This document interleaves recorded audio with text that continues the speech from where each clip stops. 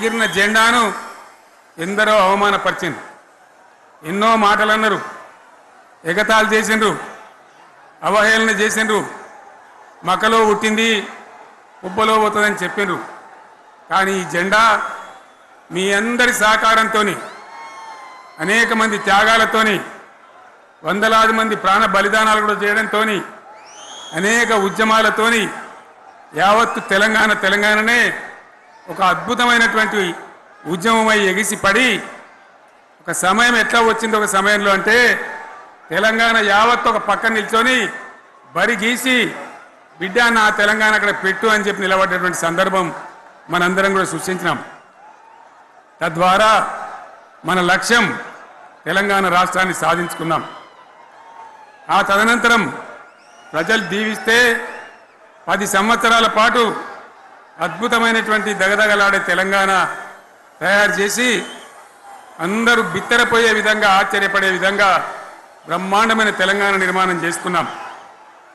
ఆ విధంగా 25 సంవత్సరాల సుదీర్ఘ చరిత్రను ఈరోజు ఈ వరంగల్ గడ్డ మీద మనం జరుపుకుంటా ఉన్నాం. రజతోత్సవ సందర్భంలో జరుపుకుంటా ఉన్నాం. చాలామంది చాలా రకాల ప్రయత్నాలు చేసినారు.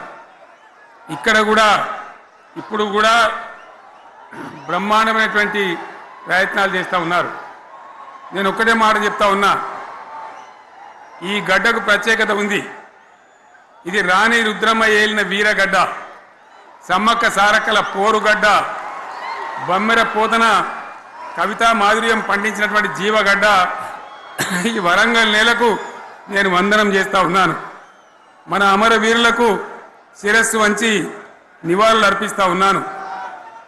1969లో మూగబోయిన తెలంగాణ నినాదానికి తిరిగి జీవం పోసింది ఈ గులాబీ జెండా అని మీ అందరికీ నేను మనవి చేస్తూ ఉన్నాను. ప్రజలు పరిపాలన అప్పగిస్తే విధ్వంసమైన తెలంగాణను వికాసం పథంలో నడిపించింది ఈ తెలంగాణ. దానికి కూడా ఈనాటి కరెక్ట్గా 25 ఏళ్ళు నిండుతూ ఉన్నాయి. ఆనాడు కొండా లక్ష్మణ్ బాపూజీ గారు ఆశ్రయం ఇస్తే ఏప్రిల్ 27, 2001 జలదృశ్యంలో టీఆర్ఎస్ ఆవిర్భావం తెలంగాణ చరిత్రనే మలుపు తిప్పిన ఒక మహోజ్వల ఘట్టం. పదవుల కోసమో, కులం కోసమో, మతం కోసమో, వ్యక్తుల కోసమో పుట్టలేదు ఈ గులాబీ జెండా. ఇది తెలంగాణ రాష్ట్ర సాధన కోసం పుట్టింది. పదవీ త్యాగాలతోనే మన తెలంగాణ ప్రస్థానం ప్రారంభమయ్యింది. అది ఫలించి మన స్వంత రాష్ట్ర కళ కూడా నెరవేరిందని నేను మనవి చేస్తూ ఉన్నా.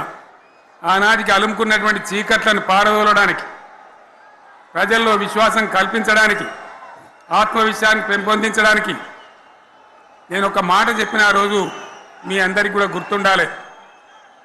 ఉద్యమం నుంచి వెనక్కి మరలితే, ఉద్యమ జెండాను దించితే నన్ను రాళ్లతో కొట్టి చంపండి అని చెప్పి నేను ఉద్యమాన్ని ప్రారంభించిన విషయం మీ అందరికీ కూడా తెలుసు.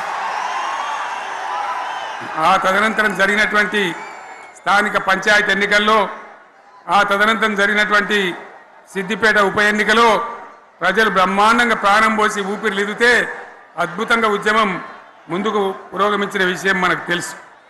60 ఏళ్ల సమైక్య పాలనలో తెలంగాణది ఎంత గోస, ఎంత దుఃఖం, ఎంత వేదన, ఎంత హింస, ఎంత అణిచివేత చూసినామో మనందరికీ కూడా బాగా తెలుసు.